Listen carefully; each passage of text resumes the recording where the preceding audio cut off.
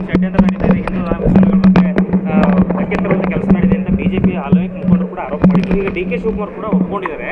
ಅವ್ರು ಹೇಳ್ತಾರೆ ಇದರಿಂದ ಷಡ್ಯಂತ್ರ ನಡೀತಿರೋದು ನಿಜ, ಅದರ ಹೆಸರು ಕೆಡಿಸಲಿಕ್ಕೆ ಪ್ರಯತ್ನ ನಡೀತಿದೆ. ನೋಡಿ, ಡಿ ಕೆ ಶಿವಕುಮಾರ್ ಏನು ಹೇಳಿದ್ದಾರೆ ನನಗೆ ಗೊತ್ತಿಲ್ಲ.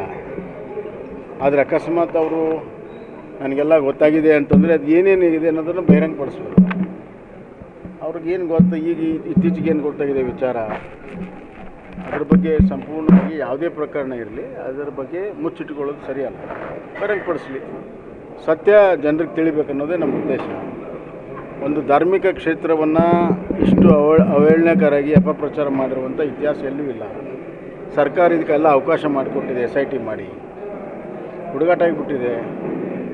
ನಾಳೆ ಇನ್ನೊಬ್ಬರು ಬಂದು ಇನ್ನೊಂದು ಹೇಳ್ತಾರೆ, ಇದೇ ರೀತಿ ಅಗಿಯೋಕ್ಕೆ ಶುರು ಮಾಡ್ತಾರೆ.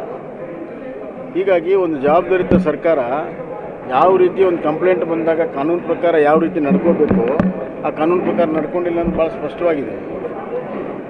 ಆದ್ದರಿಂದ ಯಾರನ್ನೋ ಓಲೈಸೋ ಸಲುವಾಗಿ ಈ ಥರ ಮಾಡ್ತಾ ಇದ್ದಾರೆ ಅನ್ನೋ ಆರೋಪ ಇದೆ. ಅದರಿಂದ ಹೊರಗಡೆ ಬರಬೇಕಾದ್ರೆ SITಯಲ್ಲಿ ಏನು ಸಿಕ್ಕಿದೆ, ಏನಿಲ್ಲ, ಏನಾಯಿತು, ಯಾರವರು ಅನಾಮಿಕ ಮನುಷ್ಯ ಮುಸುಕುದಾರಿ ಯಾರು, ಏನು ಅವನ ಉದ್ದೇಶ ಏನು, ಅದು ಕೂಡ ಎಲ್ಲ ಬಹಿರಂಗಪಡಿಸಿದಾಗ ಅದು ಸತ್ಯ ಬರ್ತದೆ. ಆ ಕೆಲಸ ಕೂಡಲೇ ಸರ್ಕಾರ ಮಾಡಬೇಕಾಗತ್ತೆ. ಇಲ್ಲದೇ ಇದ್ದರೆ ಈ ಥರದ ಧಾರ್ಮಿಕ ಕ್ಷೇತ್ರ ಅಪಪ್ರಚಾರಕ್ಕೆ ಸರ್ಕಾರ ಕುಮ್ಮಕ್ಕು ಕೊಟ್ಟಿದೆ ಅನ್ನೋದು ಪುರಾವೆ ಆಗ್ತದೆ. ಸರ್, ಈ ಮುಸುಕುದಾರಿ ಏನದಲ್ಲ, ಅವನ ಮಾನಸಿಕ ಸ್ಥಿತಿಮತ್ತೆ ಯಾವ ರೀತಿ ಇದೆ ಅನ್ನೋದು ಮಕ್ಕಳ ಪರೀಕ್ಷೆ ಆಗಬೇಕು ಅನ್ನೋದು ಒತ್ತಾಯ ಕೇಳಬೇಕು. ಈಗ ನೋಡಿ, ಅದರಲ್ಲಿ ಒತ್ತಾಯ ಪ್ರಶ್ನೆ ಇಲ್ಲ. ಅವನು ಮೊದಲನೇ ಬಾರಿಗೆ SP ಕಂಪ್ಲೇಂಟ್ ಕೊಟ್ಟಾಗ ಅದರಲ್ಲಿ ಹೇಳಿದ್ದಾನೆ, ನಾನು ಮಂಪರ್ ಪರೀಕ್ಷೆಗೆ ಒಳಗೆ ಸಿದ್ಧನಿದ್ದೇನೆ ಅಂತ. ಅವನೇ ಸಿದ್ಧನಿದ್ದಾಗ ಮಾಡೋದು ಸೂಕ್ತ. ಇವ್ರು ಯಾಕೆ ಮಾಡ್ತಿಲ್ಲ ಸರ್? ಅದನ್ನು ನೋಡೋಣ, ಈಗೇನಾಗುತ್ತೆ ನೋಡೋಣ. SIT ಅವರು ಇನ್ನೊಂದು ತೀರ್ಮಾನ ಮಾಡ್ತಾರೆ, ನೋಡೋಣ. ನೀವು 6 ಘರ್ ತಿರಂಗ ಅಂತ ಮಾಡ್ತಾ ಇದ್ದೀರಿ, ಮಲ್ಲಿಕಾರ್ಜುನ ಅವರು 6 ಬೂತ್ ಮತ್ತು ಊಟ ಅಂತೇಳಿ ಜಾಗೃತಿ ಇದೆ. ಏನಾದ್ರು ಮಾಡ್ಕೊಳ್ಳೋರು ಯಾರ್ಯಾರು ಲೂಟ್ ಮಾಡಿದ್ದಾರೆ ಅನ್ನೋದು ಭಾಳ ಸ್ಪಷ್ಟವಾಗಿದೆ. ಕಾಂಗ್ರೆಸ್ ಮೊದಲಿಂದನೂ ಮಾಡ್ಕೊಂಡು ಬಂದಿದೆ. ಅವರು ಅಧಿನಾಯಕಿ ಸೋನಿಯಾ ಗಾಂಧಿ ಬಗ್ಗೆ ಮೊದಲು ಉತ್ತರ ಕೊಡಿ.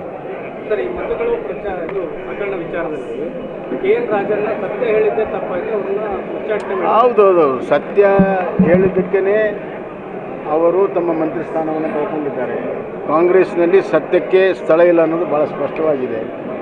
ಆದ್ದರಿಂದ ಇವತ್ತು ಕಾಂಗ್ರೆಸ್ ಪಕ್ಷ ಸುಳ್ಳನ್ನೇ 100 ಬಾರಿ ಹೇಳಿ ಅದನ್ನು ಸಾಬೀತು ಮಾಡುವಂಥ ಅವರ ನಾಯಕ ರಾಹುಲ್ ಗಾಂಧಿ ಸಂಪೂರ್ಣವಾಗಿ ಇವನ್ ಸುಪ್ರೀಂ ಕೋರ್ಟ್ ಸುತ್ತ ಹೇಳಿದೆ. ಒಂದು ಕಡೆ ಹೇಳ್ತಾರೆ ಮತ್ತೆ ಸೇರ್ಪಡೆ ಎಲ್ಲ ತಪ್ಪಾಗಿದೆ ಅಂತ, ಸರಿಪಡಿಸುವಂಥ ಸಂದರ್ಭದಲ್ಲಿ SIR ಬಿಹಾರ್ನಲ್ಲಿ ಮಾಡಿದ್ರೆ ಅದು ಮಾಡಬೇಡಿ ಅಂತಾರೆ. ಮತ್ತೇನು ಮಾಡಬೇಕು? ಎರಡೂ ಅವರೇ ಮಾತಾಡ್ತಾರೆ. ಆದ್ದರಿಂದ ದ್ವಂದ್ವ ನೀತಿಯಲ್ಲಿ ರಾಹುಲ್ ಗಾಂಧಿ ಸಿಕ್ಕಾಕೊಂಡಿದ್ದಾರೆ. ಸತ್ಯ ಹೇಳಿದಂಥ ಮಂತ್ರಿಗಳು ಮನೆಗೆ ಹೋಗಿದ್ದಾರೆ.